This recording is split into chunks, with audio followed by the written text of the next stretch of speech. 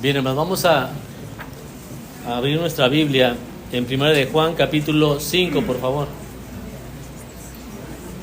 1 de Juan, capítulo 5, por favor, hermanos. Vamos a retomar, hermanos, este libro, ¿verdad? 1 de Juan, capítulo 5, por favor, hermanos.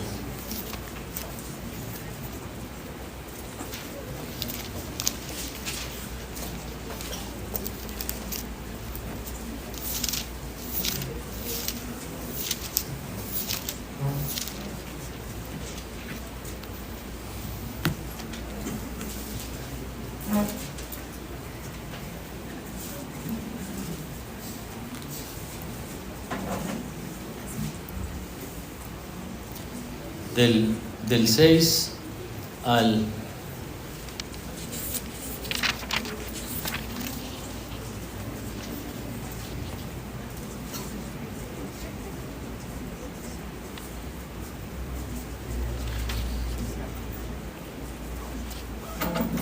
del 6 al 10, hermanos. Del 6 al 10. Dice así la palabra del Señor: Este es Jesucristo, que vino mediante agua y sangre, no mediante agua solamente, sino mediante agua y sangre. Y el Espíritu es el que da testimonio, porque el Espíritu es la verdad. Porque tres son los que dan testimonio en el cielo: el Padre, el Verbo y el Espíritu Santo, y estos tres son uno. Y tres son los que dan testimonio en la tierra: el Espíritu, el agua, la sangre, y estos tres concuerdan. Si recibimos el testimonio de los hombres, mayor es el testimonio de Dios, porque este es el testimonio con que Dios nos ha testificado acerca de su Hijo. El que cree en el Hijo de Dios tiene el testimonio en sí mismo. El que no cree a Dios le ha hecho mentiroso, porque no ha creído en el testimonio que Dios ha dado acerca de su Hijo. Oremos al Señor. Señor, nuevamente nos acercamos delante de tu presencia. Vamos a utilizar, Señor, tu palabra. Y te pedimos, Señor, que tú nos guíes, Señor, a través de estos pasajes. Que el propósito de Juan, que el propósito del Espíritu Santo de escribir estas palabras, podamos conocerlo, podamos entenderlo, y así, Señor, tomar bendición. Y así, Señor, tomar fortaleza, Señor, de estas verdades que vienen en tu palabra. Pedimos también anticipadamente por aquellos que hasta el momento han rechazado a tu Hijo. Ten compasión de ellos, Señor. Ilumínalos, Señor, con tu palabra. Hazles ver, hazles entender, Señor, por favor.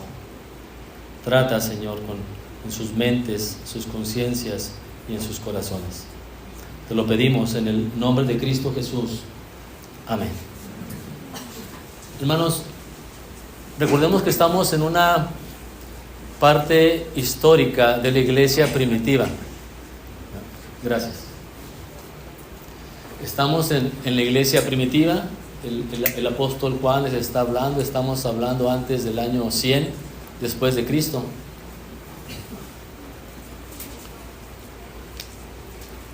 Y el cristianismo, hermanos, llegó en un momento donde ya había ciertas filosofías acerca del hombre, acerca del espíritu, acerca de la carne, y había hombres que estaban introduciendo estas ideas al cristianismo.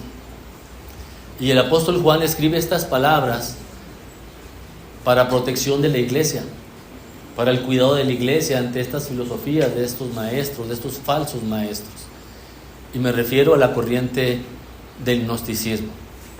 Esto que vamos a ver, hermanos, es un golpe fuerte para el gnosticismo, porque eso fuertemente estaba atacando a la iglesia, a las conciencias de los hermanos.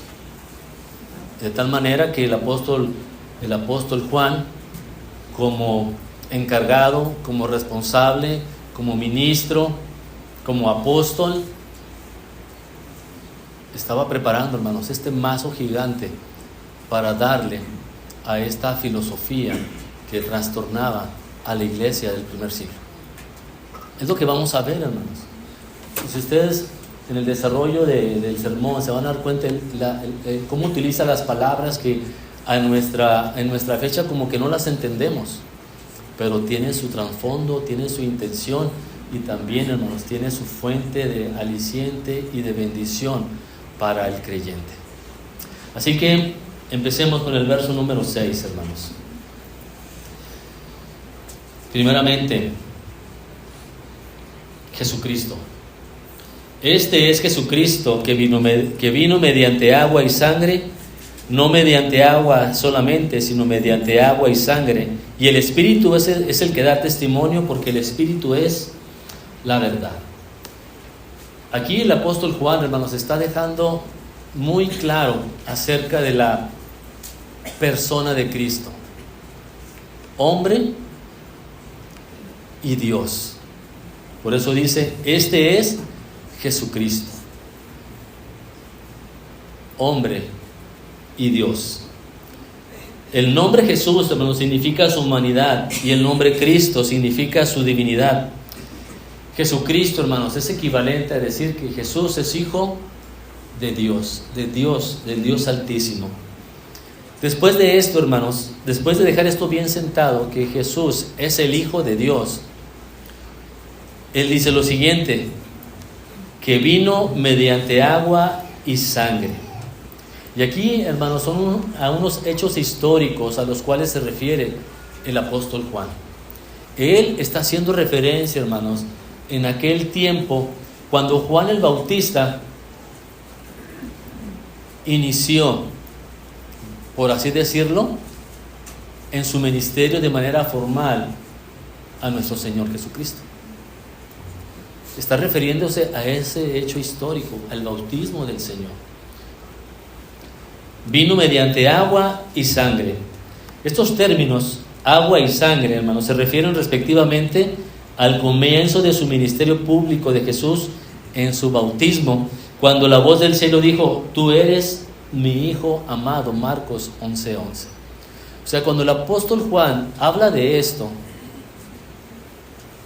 está refiriendo a ese hecho histórico, cuando el Señor Jesucristo inició su ministerio como maestro, como el Cristo, como el Hijo de Dios, de una manera formal.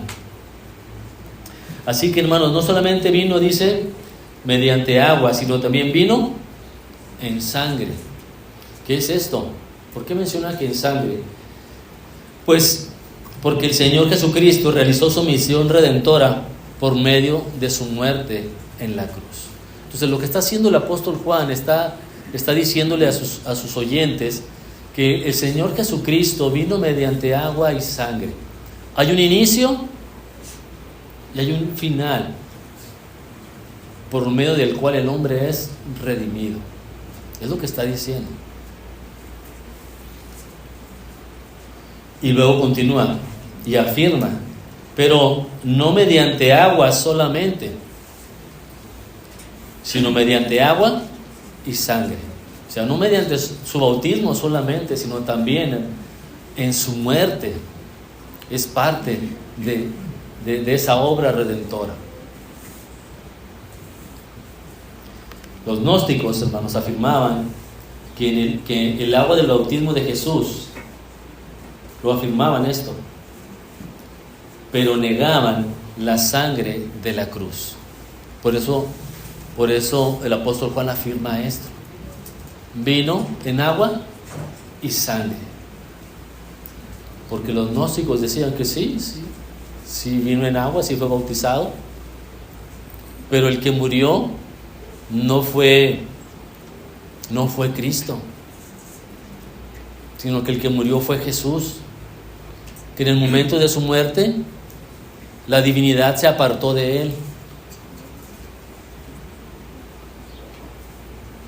Pero ¿por qué decían ellos esto? ¿Por qué sostenían esto? Porque ya desde tiempo atrás, hermanos, estaba desarrollando esta filosofía, este pensamiento, donde había un ser superior, y este ser superior había hecho ciertas emanaciones, o ciertos deidades habían procedido de este ser superior, y que estas deidades habían de esta forma creado las cosas, organizado las cosas,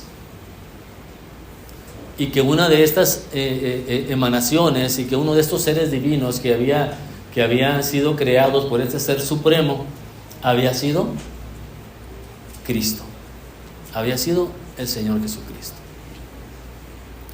Como todos los demás no pudieron arreglar las cosas, como el mundo está caído, como el mundo es malo, la materia es mala y el espíritu es bueno, entonces mandó a Jesús para arreglar lo que se pudiera arreglar de todo esto malo de la materia. Ese era su pensamiento, esa era su idea.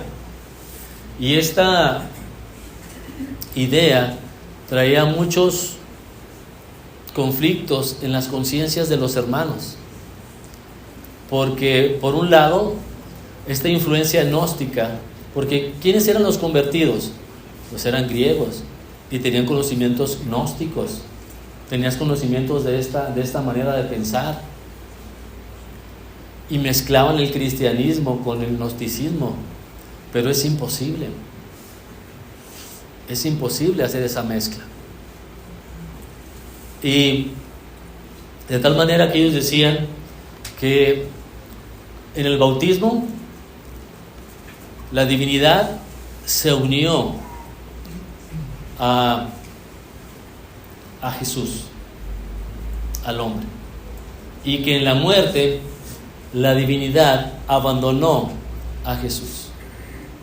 De tal manera que ellos hablaban de un Cristo carnal y de un Cristo espiritual, porque un Cristo espiritual no podía morir en la cruz, porque era sin pecado, es santo, no podía estar ahí. Entonces de esa manera ellos estaban confundiendo a los hermanos de ese tiempo. Y el apóstol Juan, hermano, les dice: el Señor Jesucristo no vino solamente mediante agua, cosa que afirmaban los gnósticos, ¿sí? Que vino y que la divinidad se unió en ese momento a la humanidad de Cristo. Pero eso, hermanos, eso no es verdad. Desde que el Señor fue concebido en el vientre, desde ese momento, hermanos, el ser que se estaba desarrollando en el vientre de María era un ser santo. Fue un ser santo. Desde ese momento ya estaba unida la naturaleza humana con la divina. Desde ese momento. Pero los gnósticos, con esta idea, hermanos, de que la materia es mala y el espíritu es bueno, no conciliaban esto. Y de esa manera ellos estaban añadiendo este gnosticismo al cristianismo y trastornaban así, ¿verdad?, la fe o el entendimiento de los hermanos. El apóstol Juan lo detecta y él dice: eso que enseñan estos falsos maestros no es verdad, no es así. El Señor Jesucristo vino en agua, pero también en sangre. Cristo murió en la cruz, con toda su humanidad y con toda su deidad, unidos en la persona del Hijo de Dios. Eso es lo que está afirmando, hermano. Por eso esto que estamos viendo es una refutación, es un hecho histórico. Es en oposición a esta herejía agnóstica que Juan escribió esta epístola. Este gnosticismo ya tenía tiempo influyendo en el pensamiento grecorromano. Ellos insistían que el Cristo dejó a Jesús antes de su muerte y que murió como un simple hombre en la cruz.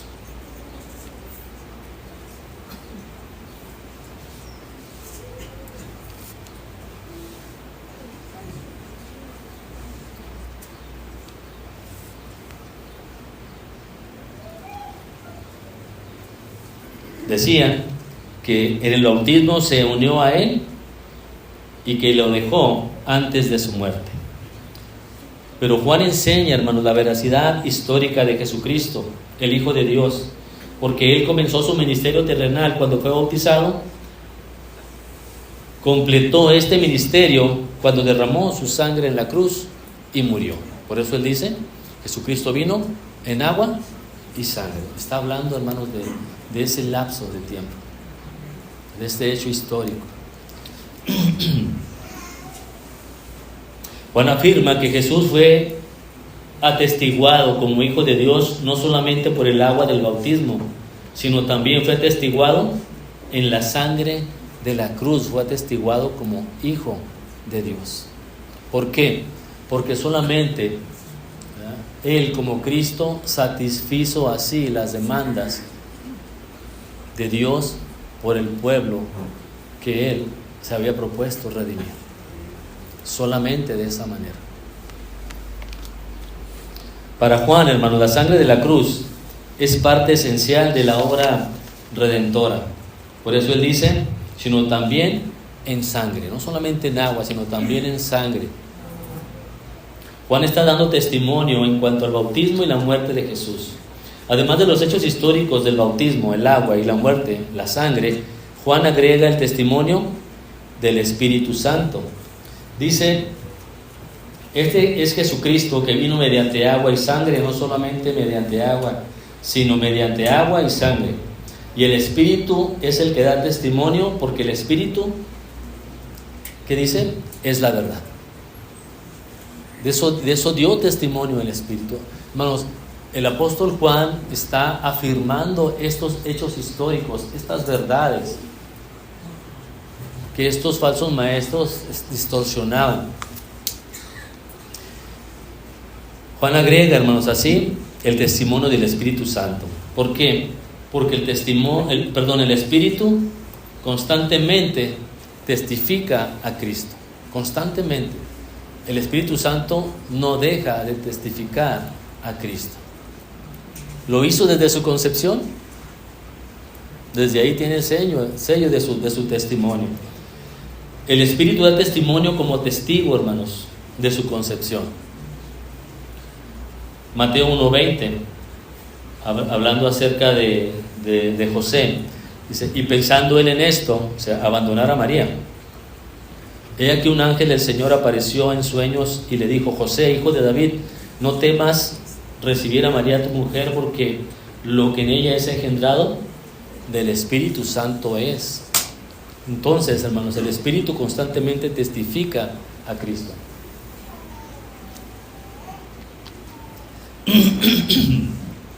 Pero no solamente en su concepción, también en su nacimiento. Lucas 1:35 dice así: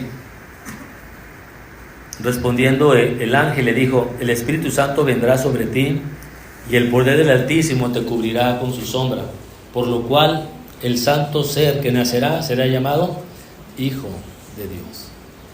Entonces, en su nacimiento, hermanos, también testifica el Espíritu Santo acerca de Cristo. Y Lucas 22, 25 al 32, hermanos, habla acerca también de este testimonio del Espíritu Santo sobre Cristo en su nacimiento. Dice el verso 25, Lucas 2, y aquí había en Jerusalén un hombre llamado Simeón, y este hombre, justo y piadoso, esperaba la consolación de Israel, y el Espíritu Santo, noten, dice, estaba sobre él, y le había sido revelado por el Espíritu Santo, ¿a quién? A este hombre Simeón, que no vería la muerte antes que viese al ungido del Señor. Y movido por el Espíritu, a Simeón, vino al templo, Y cuando los padres del niño Jesús lo trajeron al templo para hacer por él conforme al rito de la ley, él le tomó en sus brazos y bendijo a Dios diciendo: ahora, Señor, despides a tu siervo en paz, conforme a tu palabra, porque han visto mis ojos tu salvación, la cual has preparado en presencia de todos los pueblos, luz para revelación a los gentiles y gloria de tu pueblo Israel. Entonces vemos, hermanos, cómo el Espíritu Santo también da testimonio de Cristo. Pero también lo hace en el bautismo. Mateo 3:16. Jesús, después que fue bautizado, subió luego del agua, y aquí los cielos le fueron abiertos, y vio el Espíritu de Dios que descendía como paloma y venía sobre él. Algo similar lo dice en Lucas 3:22. Y descendió el Espíritu Santo sobre él en forma corporal como paloma, y vino una voz del cielo que decía: tú eres mi Hijo amado, en ti tengo complacencia. Entonces, en su bautismo también, hermanos, el Espíritu Santo dio testimonio. ¿Y cómo lo dio? Descendiendo sobre él como paloma. ¿De qué? De que Él es el Cristo, de que Él es el Hijo de Dios. Pero también en su enseñanza, hermanos, cuando Él empezó a enseñar, también el Espíritu Santo testificó acerca de Él. Dice Juan 6:63: el Espíritu es el que da vida, la carne para nada aprovecha. Las palabras que yo he hablado son espíritu y son vida. Esa palabra espíritu, hermanos, debe de ser ahí con E mayúscula. Y su enseñanza da testimonio del Señor Jesucristo, da testimonio del Espíritu Santo siendo usado por medio de Cristo para su enseñanza. Pero también en su ministerio. En Lucas 4:1 dice: Jesús, lleno del Espíritu Santo, volvió al Jordán y fue llevado por el Espíritu al desierto. Y el Espíritu del Señor, por el Espíritu al desierto, perdón. Hasta ahí. Pero también, hermanos, Lucas 4:18 habla acerca de su ministerio, del testimonio del Espíritu Santo sobre Cristo en su ministerio. Él dice, Lucas 4:18: el Espíritu del Señor está sobre mí, por cuanto me ha ungido para dar buenas nuevas a los pobres, me ha enviado a sanar los quebrantados de corazón, a pregonar libertad a los cautivos y vista a los ciegos, a poner en libertad a los oprimidos, a predicar el año agradable del Señor. Y enrollando el rollo, lo dio al ministro y se sentó. Y los ojos de todos en la sinagoga estaban fijos en él, y comenzó a decirles: hoy se ha cumplido esta escritura delante de vosotros. Entonces nos damos cuenta, hermanos, que desde su concepción, nacimiento, bautismo, enseñanza y ministerio, en todos estos eventos el Espíritu Santo ha dado testimonio acerca de Cristo como Hijo de Dios. Y Juan, hermanos, afirma las palabras de Jesús en Juan 15:26: pero cuando venga el Consolador, a quien yo os enviaré del Padre, el Espíritu de verdad, el cual procede del Padre, dice, este Espíritu, Él dará testimonio acerca de mí. O sea, hermanos, que el Espíritu sigue dando testimonio de Dios con respecto a la persona y a la obra de Cristo. El Espíritu Santo, hermanos, no va a dejar de dar testimonio de aquí hasta que el Señor venga. Seguirá dando testimonio, hermanos, de la obra de Cristo a los hombres. Lo hará y lo seguirá haciendo. Es el que va a dar testimonio acerca de esta obra. Y sigue diciendo el pasaje, hermanos, el verso número 6: porque el Espíritu, dice, es la verdad. El Espíritu es la verdad. Juan identifica al Espíritu con la verdad y alude a las palabras de Jesús cuando él dice: yo soy la verdad, yo soy el camino, la verdad y la vida. O sea, Cristo es la verdad y el Espíritu Santo también es la verdad. ¿Por qué? Porque el Espíritu Santo da testimonio de la verdad. ¿Y quién es la verdad? Cristo. Entonces vamos ahí entendiendo, hermanos, la referencia, la secuencia. Es decir, hermanos, tanto Jesús como el Espíritu tienen su esencia en la verdad. El Espíritu da testimonio a causa de su identidad con la verdad en Jesús. Y dice el verso número 7, porque tres son los que dan testimonio en el cielo, el Padre, el Verbo y el Espíritu Santo, y estos tres son uno. Y vemos aquí, hermanos, tres testimonios, hermanos, terrenales.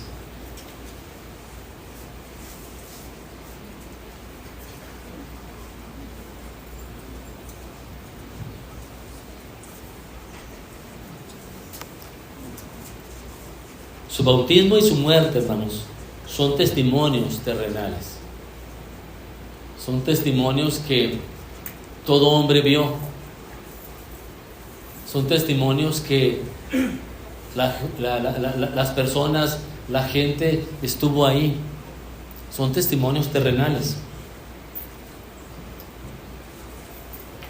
Pero hay en realidad, hermanos, tres testimonios superiores a esos. O sea, no solamente los hombres que vieron en el bautismo, no solamente los hombres o las personas que vieron en su muerte.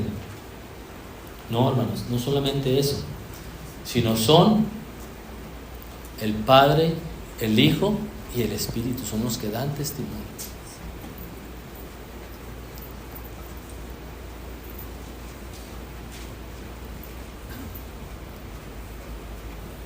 Dice el verso número 8, y tres son los que dan testimonio en la tierra, el Espíritu, el agua y la sangre, y estos tres concuerdan.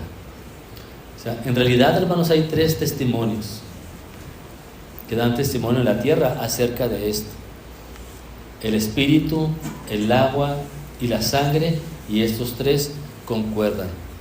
¿A qué se refiere esto? ¿Por qué el apóstol Juan está hablando esto? Hermanos, está hablando a un contexto histórico, ¿verdad? De un lugar, de una localidad, a unos hermanos que estaban pasando por esta situación. Nosotros no estamos pasando por una situación así.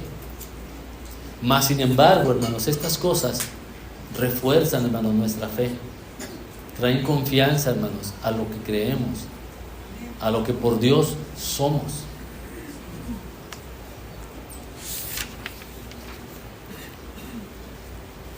Pero ¿por qué Juan coloca los hechos históricos del bautismo de Jesús, el agua, y los hechos históricos de su muerte en el mismo nivel del Espíritu? O sea que las personas que vieron en su bautismo, las personas que vieron en su muerte, porque este hecho histórico lo coloca en el mismo nivel del Espíritu. ¿Cómo pueden el agua y la sangre dar testimonio junto con el Espíritu? ¿Por qué lo menciona así el apóstol Juan? Hermanos, es necesario que miremos al texto desde un punto de vista hebreo o semita, porque los objetos impersonales pueden dar testimonio. Por ejemplo, el montón de piedras que Jacob y Labán levantaron juntos fue llamado testimonio en Génesis 31:48. Si lo pueden proyectar o buscar, hermanos, Génesis 31:48.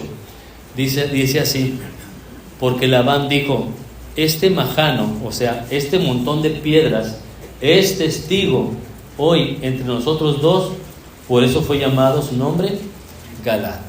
Entonces, objetos impersonales, un montón de piedras, cosas, hermanos, pueden dar testimonio de algo.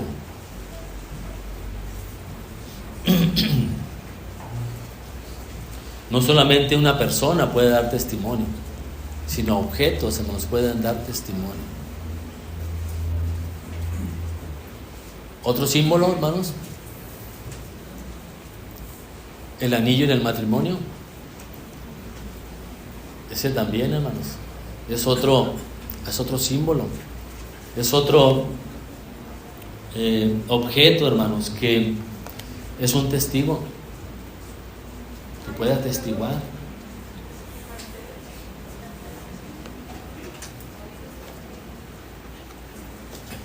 Entonces, objetos inanimados, hermanos, pueden usarse para, o impersonales, pueden usarse para dar testimonio.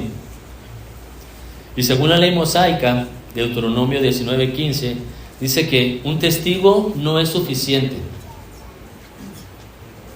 que un asunto debe quedar establecido por el testimonio de 2 o 3 testigos. Eso dice la ley mosaica en Deuteronomio 19:15.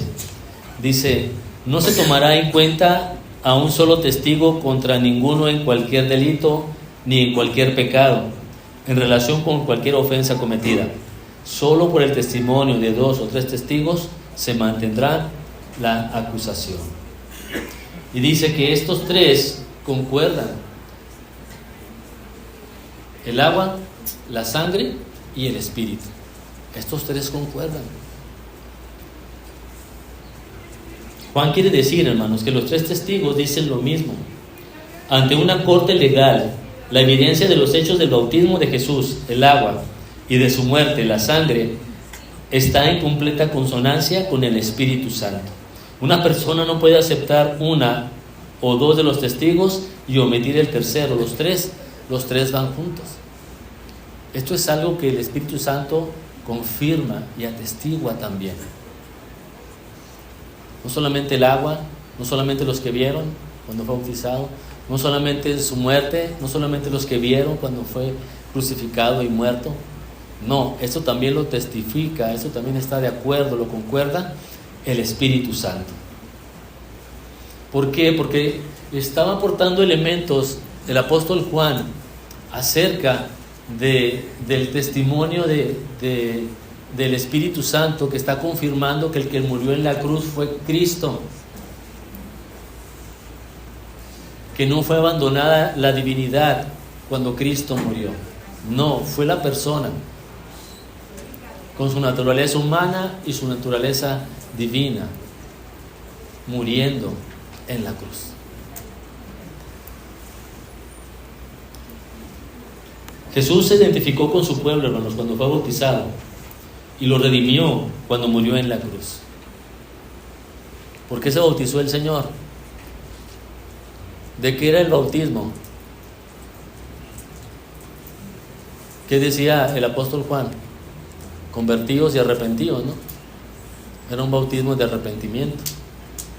Pero el Señor, si era santo, ¿por qué se tenía que bautizar si no tenía nada de qué arrepentirse? ¿Sabe por qué se bautizó? Porque Él desde ese momento estaba cargando con todos los pecados de los suyos.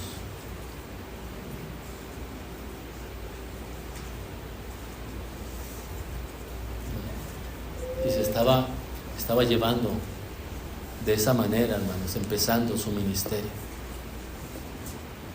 Porque Él no tenía, pero a los que representaba, sí. Entonces, por eso se identificó con su pueblo. Y eran las personas que se arrepentían, porque el Señor no permitió que se bautizaran los fariseos. ¿Se acuerdan? Que les decía: generación de víboras, el hacha está puesta, ni para qué se acerquen. A eso no los dejó que se bautizaran.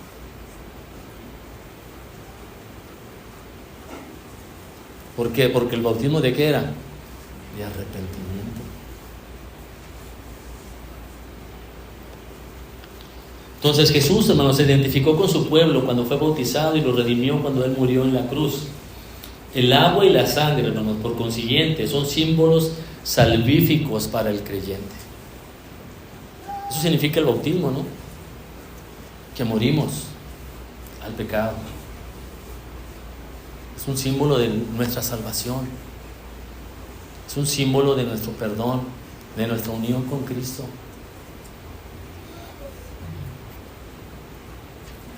La sangre, hermanos, también, hermanos, son símbolos salvíficos para el creyente. Su vida por la nuestra.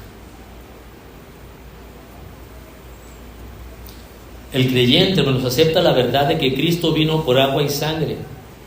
El creyente sabe que el Espíritu da testimonio de esta verdad. Además, el creyente cree que el Hijo de Dios vino a limpiar a su pueblo del pecado y a redimirlo por medio de su muerte. Para el creyente, entonces, estas verdades, hermanos, que vino en agua y sangre son esenciales. Son esenciales.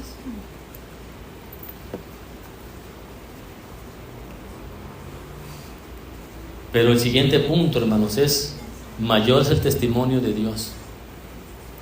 Si estos hombres atestiguaron en su bautismo, si estos otros hombres atestiguaron en su muerte, mayor es el testimonio de Dios. Dice el verso número 9, 1 de Juan 5: si recibimos el testimonio de los hombres, ¿de cuáles hombres? De los que estuvieron ahí atestiguando eso. Mayor es el testimonio de Dios, porque este es el testimonio con que Dios ha testificado acerca de su Hijo. Dios es el que da testimonio. Y ese testimonio es mayor, hermanos, contundente.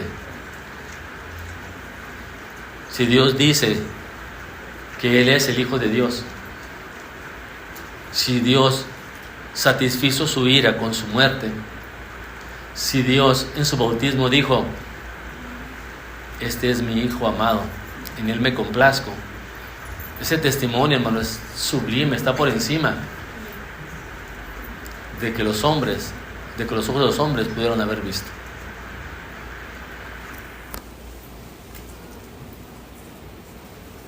El testimonio del hombre, hermanos, es una referencia a Juan el Bautista. Jesús dijo del Bautista: otro es el que da testimonio acerca de mí, y sé que el testimonio que da de mí es verdadero. En Juan 5:32: mas yo tengo mayor testimonio que el de Juan, porque las obras que el Padre me dio para que cumpliese, las mismas obras que yo hago, dan testimonio de mí, que el Padre me ha enviado. El testimonio terrenal, hermanos, acerca de Jesús es suficiente. Sin embargo, hay un testimonio mayor, que es el testimonio del Padre Celestial. Es lo que está el apóstol Juan afirmando, hermanos, y diciéndoles que el que murió en la cruz fue un ser humano, pero también unido a una naturaleza divina. Una sola persona, con naturaleza humana y naturaleza divina.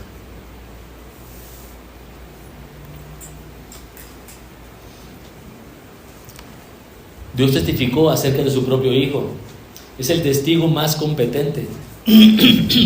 Lo que Dios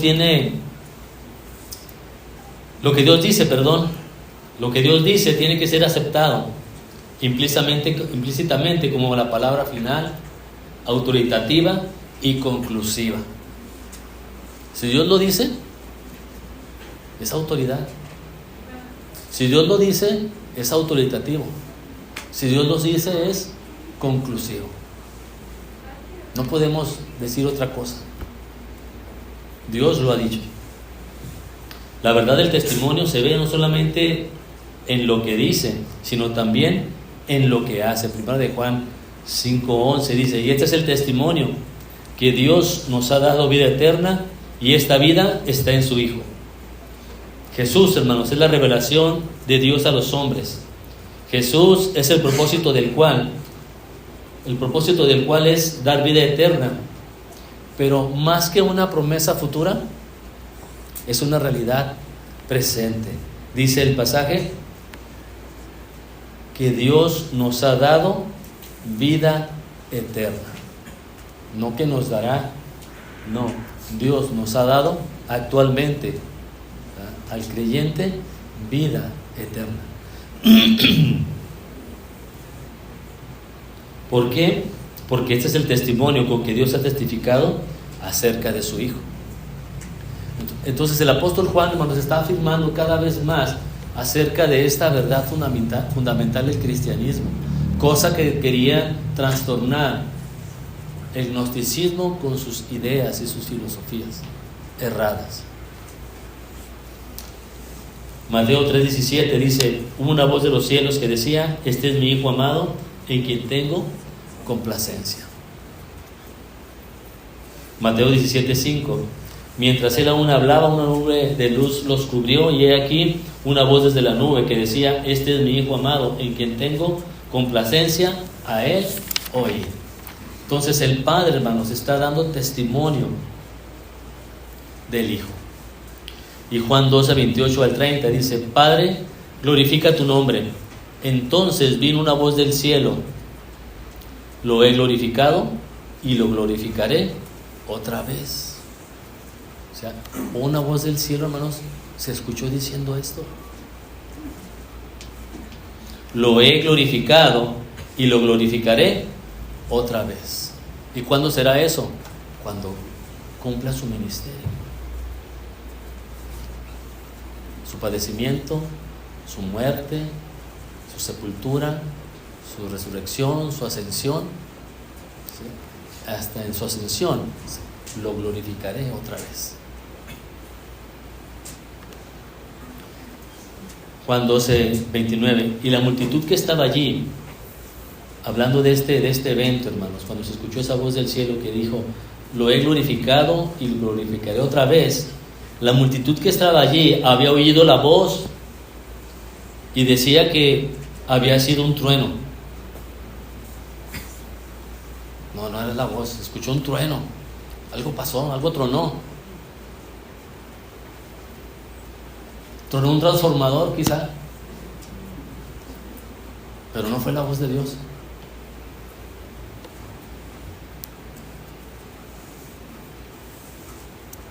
Pero otros decían: un ángel le ha hablado. Unos decían una cosa, otros decían: no, un ángel le ha hablado. Respondió Jesús y dijo: no ha venido esta voz por causa mía, sino por causa de vosotros. Porque Él es el que da testimonio de su Hijo. Entonces, ¿por qué no creer en Cristo? ¿Por qué no ir a Cristo? Si Dios Padre, Dios mismo, ha dado testimonio de la obra redentora de Cristo, ¿por qué no crees?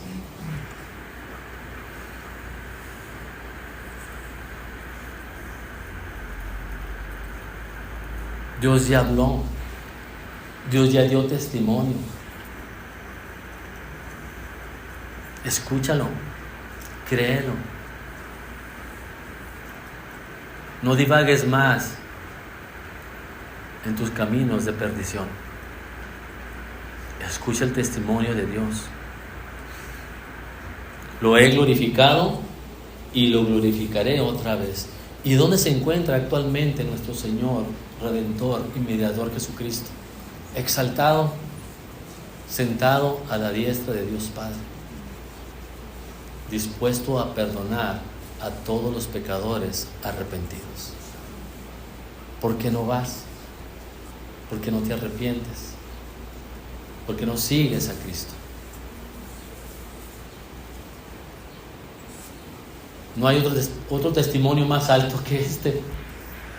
Dios ha dado el mayor testimonio. ¿Cuál es? Él mismo ha hablado.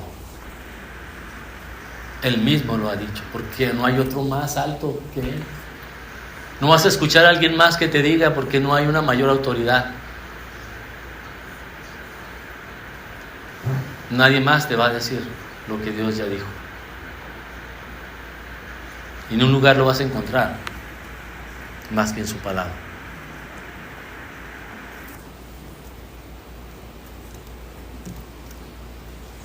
Pero vemos ahora, hermanos, la incredulidad, desafortunadamente, para muchos hombres que no creen. Dice 1 Juan 5:10. Con esto terminamos, hermanos. Dice: el que cree en el Hijo tiene el testimonio de lo que Dios ha dicho en sí mismo. El que no cree a Dios, del testimonio que Dios ya dijo, y lo dijo como 3 veces, hermanos. Lo dijo en el bautismo, lo dijo en la transfiguración y lo dijo en este evento de Juan capítulo 12. Ya habló, ya dijo, ya lo escucharon los hombres, y hoy lo sigues escuchando. Sigue resonando, hermano, esa voz tronante de Dios. Sigue, hermanos, resonando fuerte. El que no cree a Dios, este testimonio que le ha hecho mentiroso, porque no ha creído en el testimonio que Dios ha dado acerca de su Hijo. Qué terrible, hermanos, este pecado. Y qué lamentable será en aquel día. Qué desespero. Estaba ahí, no escuché, no hice caso al testimonio de Dios. No hice caso a la voz de Dios. Yo esperaba otras cosas, no sé, otro tren. Pero nada. Qué lamentable será aquel día para aquellos incrédulos que después de haber escuchado el testimonio de Dios, de la misma boca de Dios, el mismo sonido que Dios produce, no haberlo escuchado, lamentando su ruina y lamentando su condición. Y no será un malestar de unos días, sería un malestar intenso por siempre. Un malestar intenso por siempre, y en todo el cuerpo, y en toda tu conciencia, y en toda tu alma.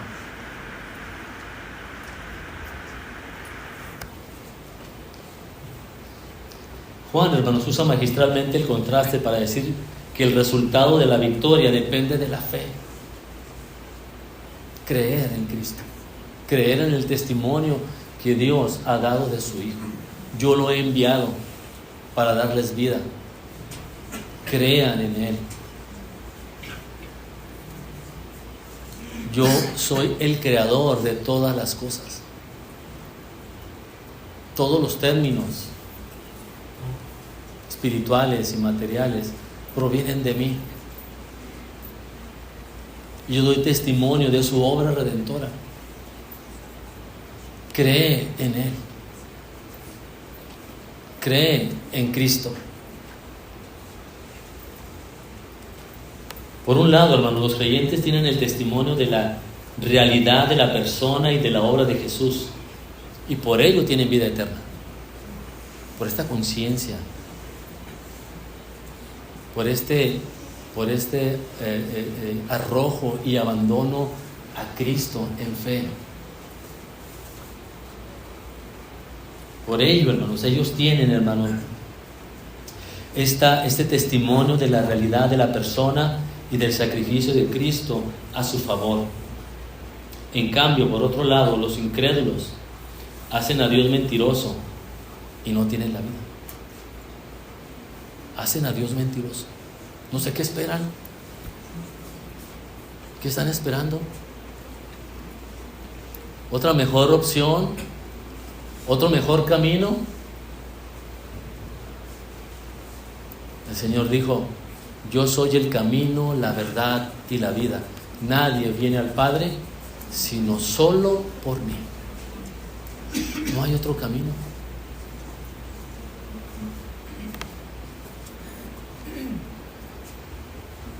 La fe, hermanos, trae perdón, salvación, arrepentimiento, regeneración, una vida nueva y una victoria en Cristo.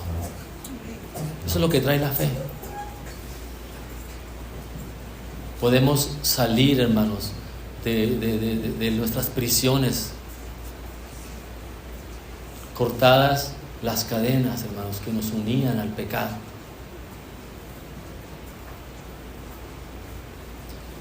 Pero la falta de fe resulta en desobediencia, en miseria, en condenación, y de esta manera negando la vida al incrédulo. La incredulidad le niega la vida al incrédulo. Todo está armado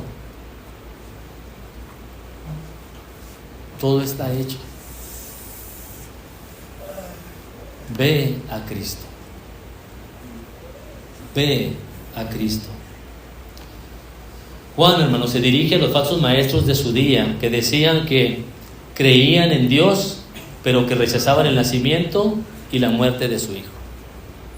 Ellos no creían que había nacido por obra del Espíritu Santo. No creían eso. Ellos creían que en el bautismo la deidad se unió a la humanidad y en el momento de la muerte se separó de la humanidad. Ellos creían eso. Sin embargo, hermanos, Juan dirige su palabra a cualquiera que rechazaba el testimonio de Dios. Es decir, el incrédulo tiene toda la responsabilidad de su elección. Es responsable el incrédulo de lo que va a escoger: creer en Cristo o rechazar a Cristo, vivir con Cristo o ser condenado con el mundo. Él tiene esa responsabilidad, él tiene esa decisión.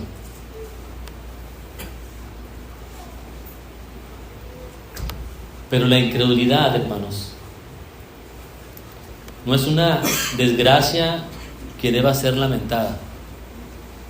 Escuchen esto: la incredulidad no es una desgracia que debe ser lamentada. No, pues es que soy incrédulo. O no, pues es que tal persona es una incrédula. Eso no debe ser lamentado. No, hermanos. La incredulidad es un pecado que debe de ser urgentemente abandonado, porque esa incredulidad trae pesares en este mundo y en el venidero, una ruina total. La incredulidad. En la mañana les mencionaba que decía el Señor: apartados de mí, hacedores de maldad.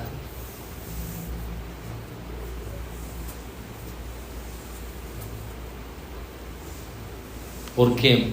Por incrédulos. Por incrédulos.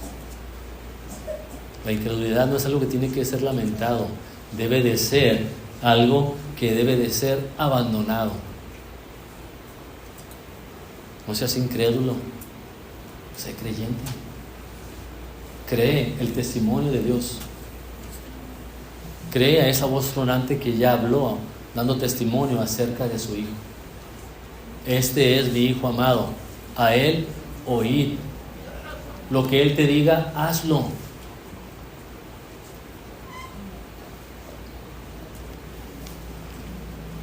El pecado del incrédulo, hermanos, estriba primeramente en su negativa intencional de no creer en el testimonio de Dios acerca de su Hijo. Eso estriba.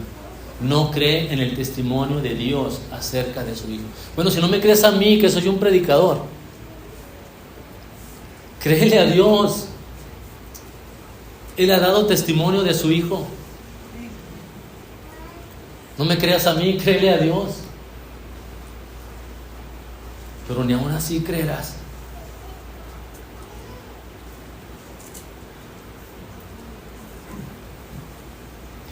¿No te asustas el hombre que eres o la mujer que eres?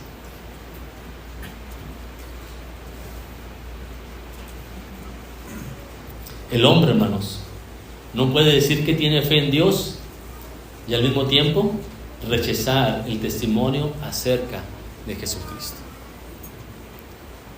O tienes fe en Dios y le amas y le sigues, o eres incrédulo. Ni amas, ni sigues, ni nada. Dios te conceda luz para ver dentro de ti la maldad, la incredulidad de no creerle a lo que Dios ya ha hablado con su propia voz tronante.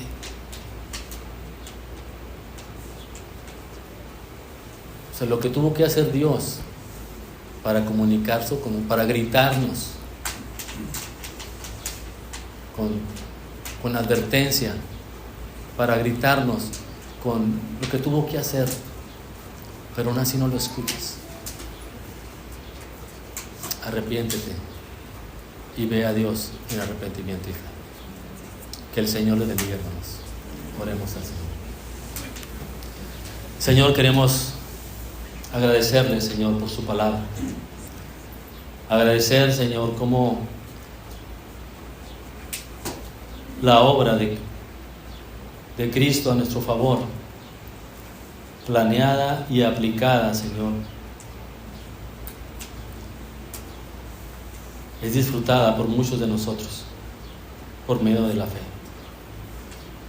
Gracias, Señor, por ese don,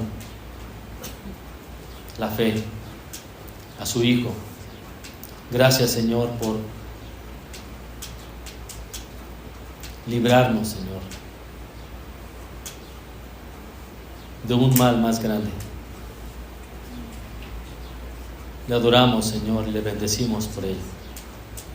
Fortalezca, Señor, con su palabra nuestra fe. Fortalezca, Señor, nuestro caminar. Pero también, Señor, pedimos por aquellos que rechazan el testimonio de usted mismo acerca de su Hijo. Hable, Señor, con voz tronante, fuerte a sus corazones.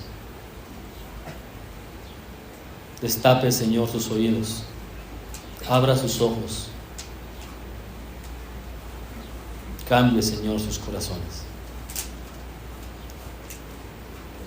Se lo pedimos en el nombre de Cristo Jesús. Amén.